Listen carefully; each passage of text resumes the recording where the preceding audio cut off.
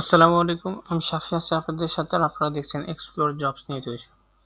আজকে আমরা নতুন একটি চাকরি নিয়ে আলোচনা করতে যাচ্ছি।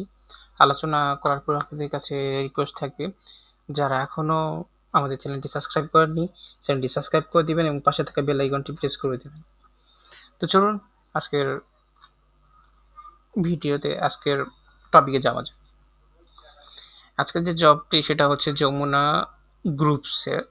Jamuna group and committed to prosperity, এটা যমুনা পেপার মিলস লিমিটেডের আন্ডারে বিজ্ঞপ্তি।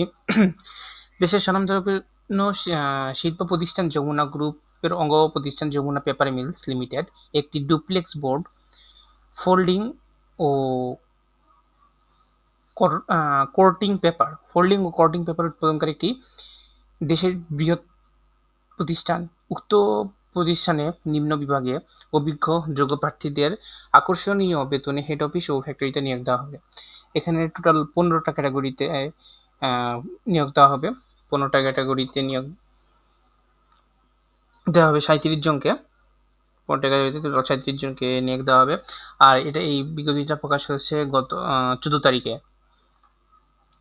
আর এখানে হচ্ছে প্রথম যে ক্রমিক প্রথম 3টা ক্রমিক 1, 2, 3 এটা হচ্ছে ডিস্ট্রিবিউশন বিভাগে। এখানে প্রথম পদের নাম হচ্ছে এজিএম, যার জন্য শিক্ষাগত যোগ্যতা লাগবে মাস্টার্স।